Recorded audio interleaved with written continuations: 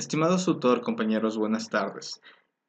El día de hoy trataremos la materia de administración financiera y pasaremos a observar ciertos puntos básicos que se han revisado en el transcurso de este semestre.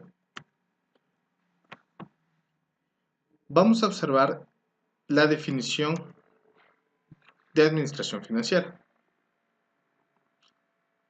Podemos observar la siguiente definición.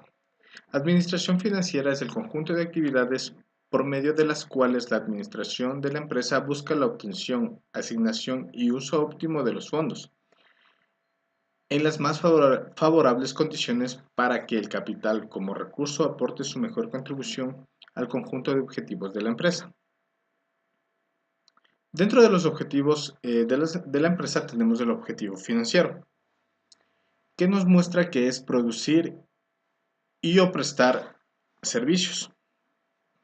En la empresa, desde el punto de vista de cada miembro pensando en sus objetivos y no en el objetivo común de la empresa, es decir, la maximización del beneficio y las ganancias. No buscan directamente la maximización de sus acciones en la empresa, sino buscan que ésta se mantenga en el tiempo. Por otro lado, tenemos la estructura de la función financiera, en las que podemos observar las finanzas operativas y las finanzas estructurales. Las finanzas operativas son aquellas actividades relacionadas con el giro del negocio en los que podemos observar los créditos a los clientes y los créditos a los proveedores, mientras que las finanzas estructurales son aquellas actividades relacionadas con el financiamiento a largo plazo para realizar los proyectos de inversión. Como siguiente punto tenemos las finanzas y la salud económica de la empresa, en las que podemos observar la posición económica y la posición financiera.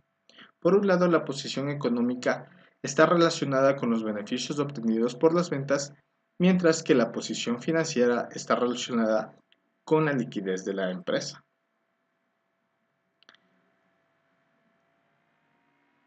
Así también podemos ver las finanzas y la fortaleza financiera de la empresa,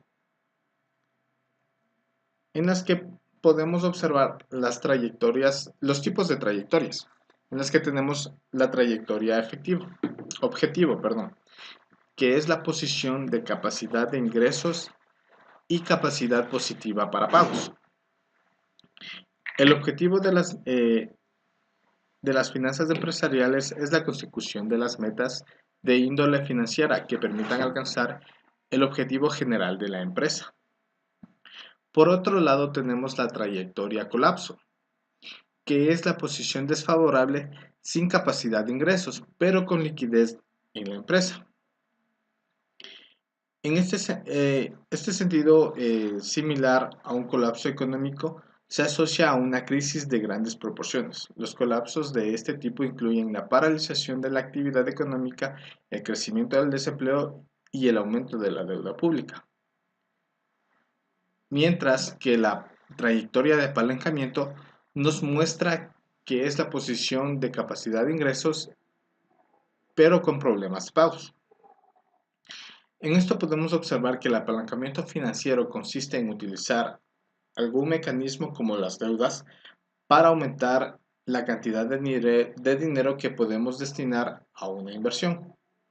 Es la relación entre capital propio y el realmente utilizado en una operación financiera. Mientras que por último tenemos la trayectoria de quiebra, que nos muestra una posición desfavorable sin capacidad de ingresos, pero con problemas de pagos. En esto podemos decir que las empresas se muestran incapaces de cumplir con sus obligaciones financieras por no tener los suficientes recursos necesarios para lograrlo.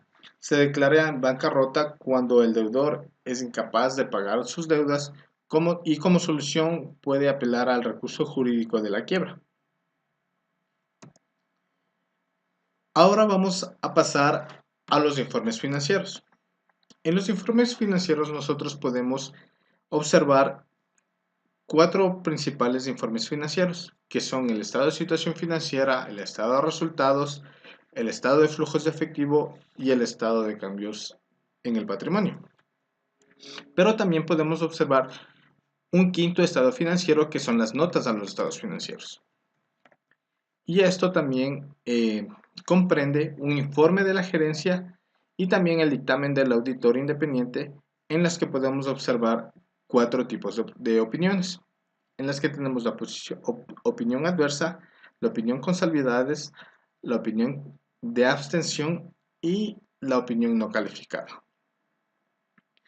En esto también podemos ver que el comentario de la gerencia sobre el resultado de las operaciones y la situación de la empresa, así como las tendencias y posibles estrategias a seguir.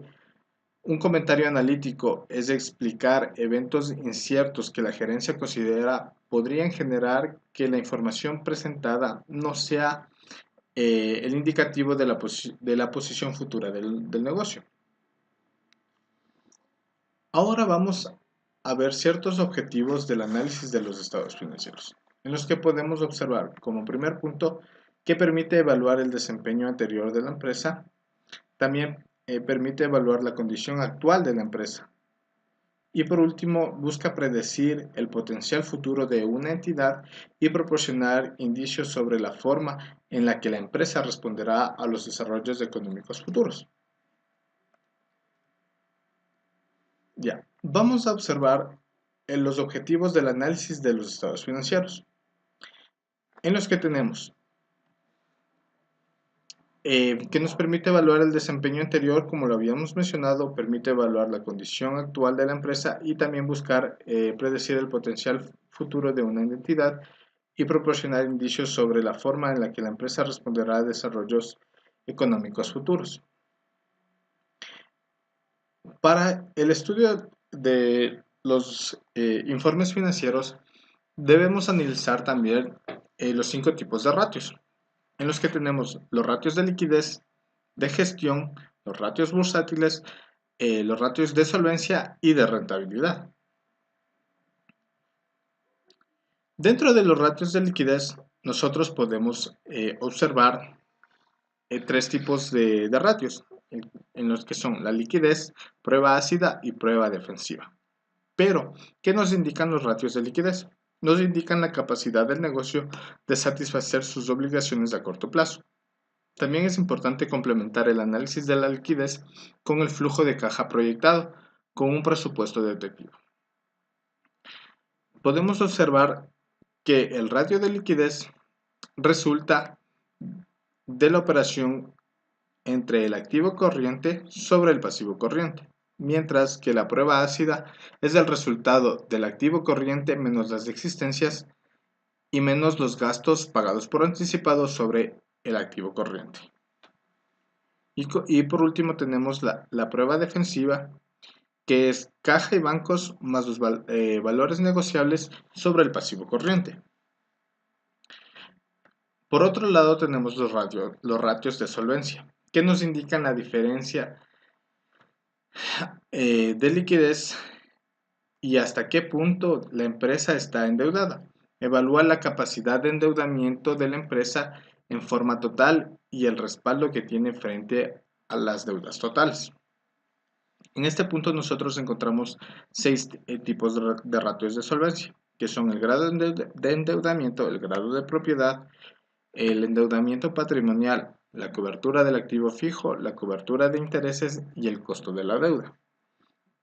El grado de endeudamiento nos muestra que es el resultado de los pasivos totales dividido sobre los activos totales, mientras que el grado de propiedad es el resultado del patrimonio sobre los activos totales.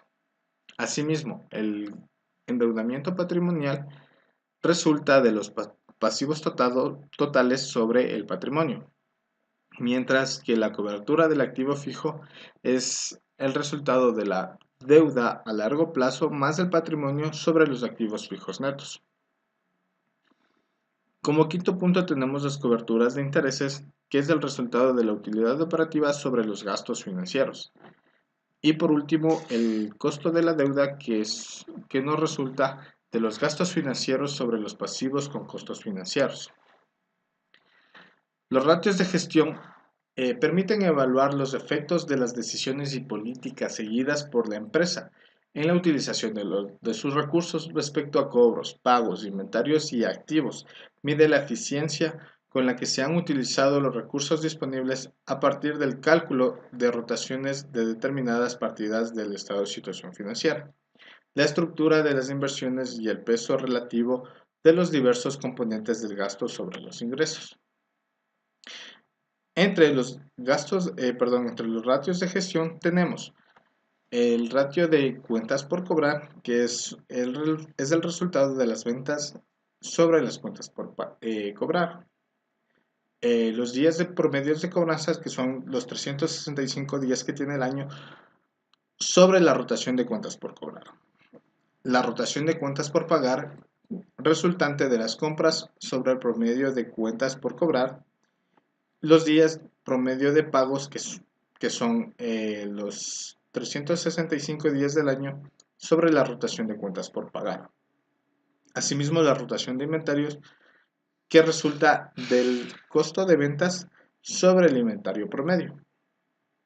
Y los días de rotación, que son los 365 días del año sobre la rotación de los inventarios. Y por último, la rotación del activo, que es el resultado de las ventas sobre los activos totales. Dentro de los ratios de rentabilidad tenemos el ROA y el ROE. ¿Pero qué son los ratios de rentabilidad?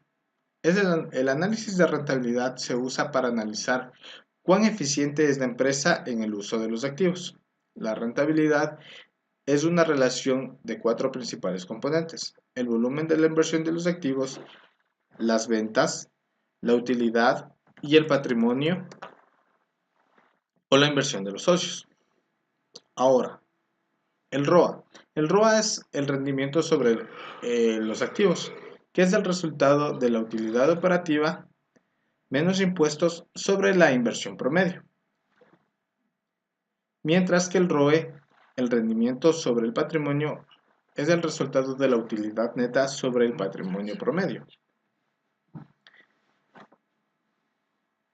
Dentro de los ratios tenemos también que considerar los 4 principales aspectos de los estados financieros, que son el activo, el patrimonio, las ventas y la utilidad. Ahora, como último punto tenemos las alertas de la utilidad neta en el análisis, en las que encontramos el margen bruto negativo, el margen operativo negativo y el margen después de intereses negativos. En estos tres aspectos nosotros tenemos ciertos niveles de alertas y, y las acciones correspondientes a cada una de ellas. Cuando tenemos un margen bruto negativo, la alerta es una alerta máxima y la acción a considerarse aquí es un reflotamiento empresarial, mientras que en el margen operativo negativo es una alerta media y lo que se nos recomienda es una reestructuración económica. Y por último, el margen después de intereses negativo, que es un nivel de alerta bajo y que también se lo considera en una reestructuración financiera. Esto es todo lo que podemos apreciar en el día de hoy y espero que haya sido de su agrado. Muchas gracias, que tengan una buena tarde.